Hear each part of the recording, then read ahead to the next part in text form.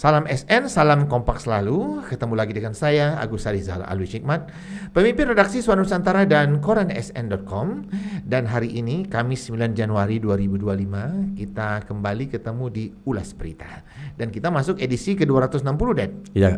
Dan saya bersama Dedi Suhendra nih, saya belum kenalkan. Iya. Ini seperti biasa, Dedi Suhendra adalah redaktur pelaksana ya. Iya. Yang kesehariannya ini meliput di Pengadilan Negeri Palembang dan Kejati Sumsel, Ded, ya.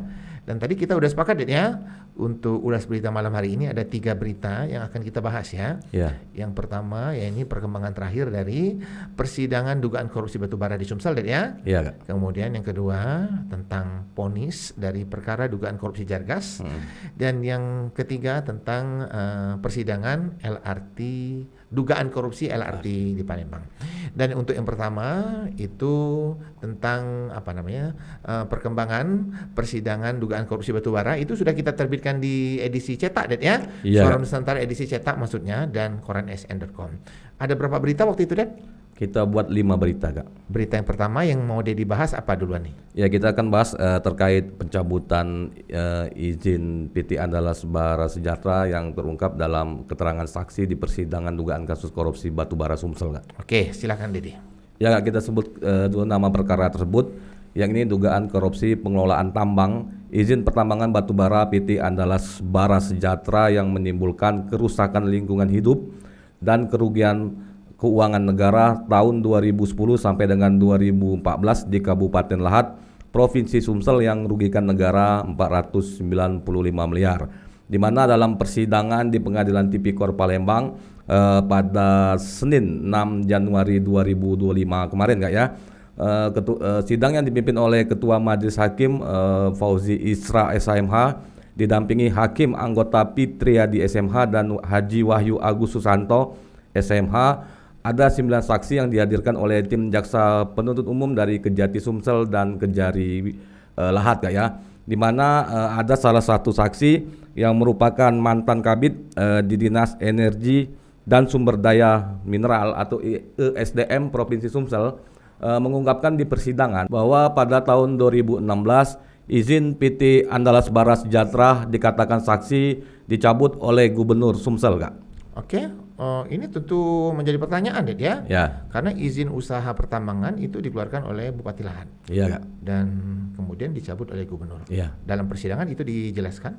Ya, dijelaskan oleh saksi, Kak ya, bahwa saksi yang merupakan mantan kabid di Dinas ESDM Provinsi Sumsel tersebut bahwa memang benar dikatakan saksi bahwa sebelumnya PT Andalas Bara Sejahtera untuk izinnya diterbitkan oleh Bupati, Kak ya. Namun dikatakan saksi pada tahun 2016 ada undang-undang yang mengatur bahwa pemberian izin merupakan otoritas gubernur, Kak ya. Terkait hal tersebut dikatakan saksi bahwa izin PT Andalas Bara Sejahtera dicabut oleh Gubernur Sumsel, Kak ya. Soal hal tersebut kemudian Hakim di persidangan mengajukan pertanyaan, Kak ya, kepada saksi, di mana hakim tersebut merupakan hakim anggota Fitriadi SMH. Apakah memang wewenang dari gubernur untuk mencabut izin tersebut?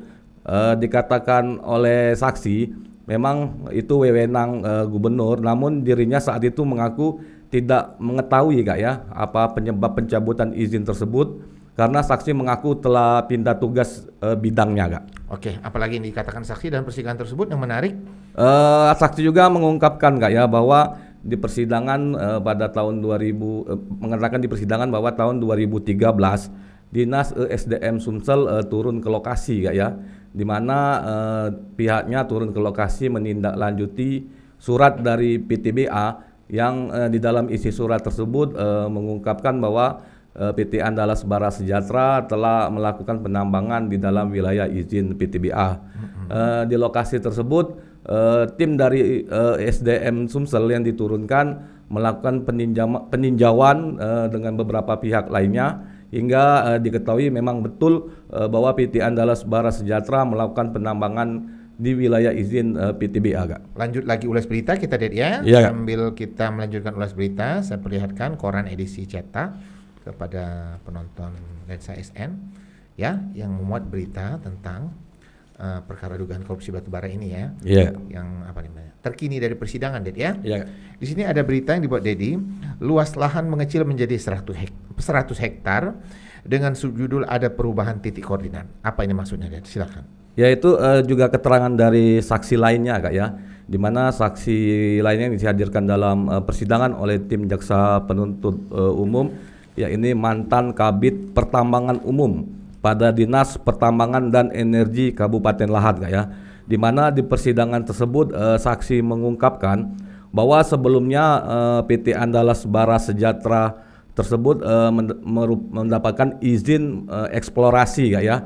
Kemudian pada tahun 2010 PT Andalas Bara Sejahtera mengajukan peningkatan izin menjadi izin usaha pertambangan operasi produksi.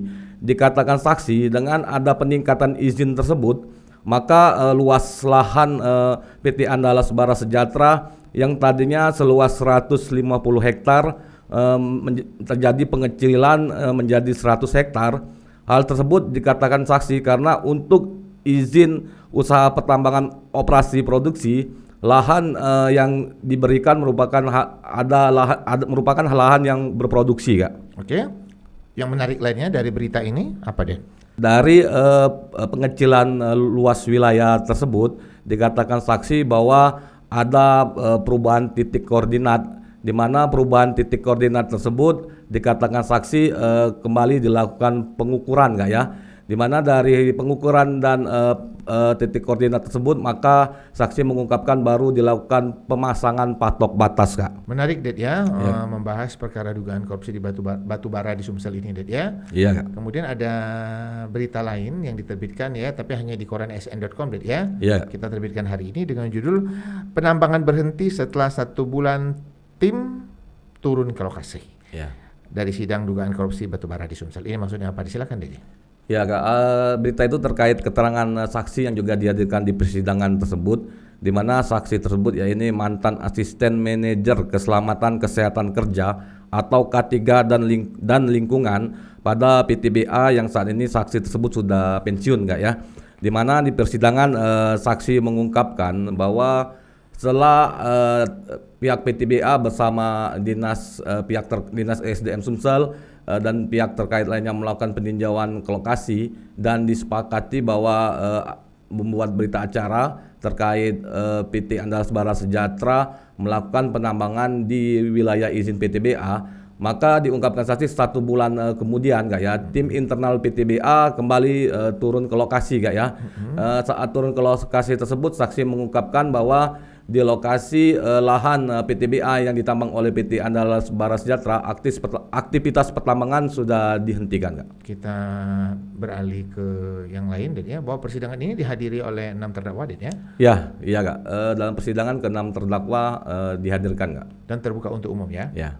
Oke, dan lanjut ke sesi kedua ya, sesi berita lainnya, yaitu tentang vonis perkara dugaan korupsi Jargas. Iya. Beritanya sudah terbit ya di Yeah. koran sn.com dan mendapat apresiasi yang cukup tinggi dari pembaca Suara Nusantara ya. Tapi kita akan ulas lagi. Ya. Silakan, Dedi.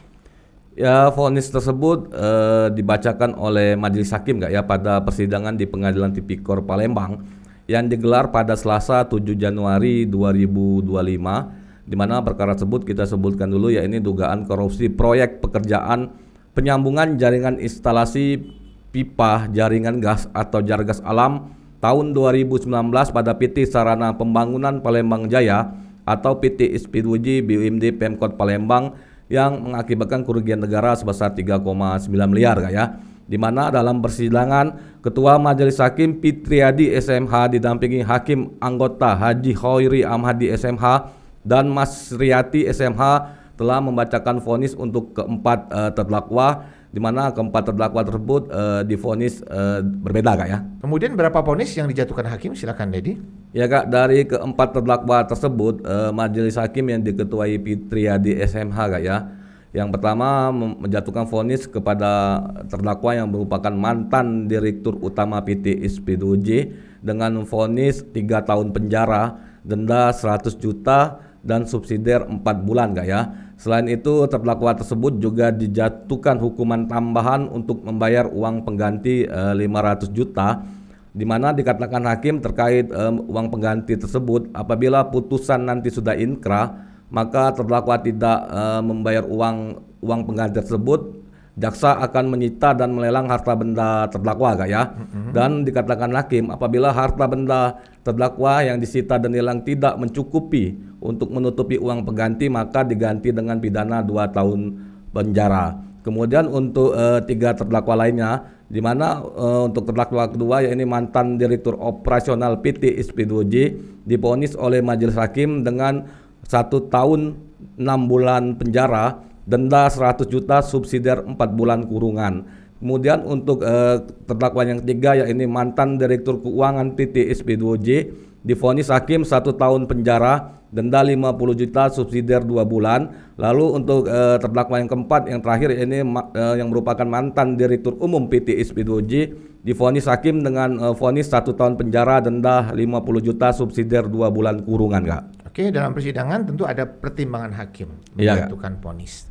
Dijelaskan oleh hakim tadi? Iya Kak. Oke, silakan Dedi. Ya Kak, dalam persidangan pertimbangan majelis hakim yakni para terdakwa selaku direksi adalah kolektif kolegial Kak ya, di mana harusnya menurut hakim keempat terdakwa yang merupakan direksi tersebut saling mengingatkan. Namun dalam perkara tersebut dikatakan hakim keempat terdakwa tidak saling mengingatkan hingga dinilai hakim melakukan kelalaian Kak ya. Kemudian bagaimana respon terdakwa nampak Den pada saat persidangan? Saat hakim membacakan vonis di persidangan, keempat terdakwa yang duduk di persidangan Kak ya, hanya duduk terdiam, kemudian sekali-sekali menunduk dan menghadap ke meja majelis hakim Kak. Oke, terbuka untuk wartawan Den ya? Iya Kak. Dan banyak wartawan yang meliput Den ya? Banyak Kak. Dan masyarakat umum ada juga Den yang melihat persidangan tersebut? Pantauan di lokasi tampak keluarga Kak ya, keluarga dari masing-masing terdakwa duduk di bangku belakang ruang persidangan Kak. Oke,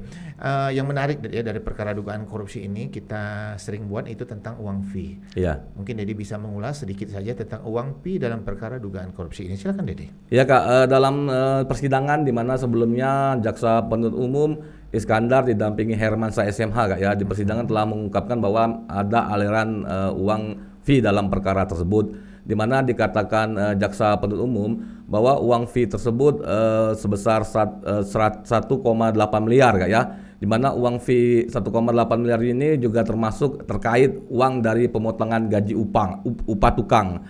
Dikatakan jaksa penuntut umum bahwa terkait fee tersebut diserahkan oleh 2 saksi yang merupakan pegawai PT SP2J kepada terdakwa yang merupakan dirut PT SP2J Kak. Yang menarik lainnya Den ya dari persidangan perkara dugaan korupsi Jargas ini ya, Kak. sempat dihadirkan saksi mantan wali kota Palembang 2 periode. Ya.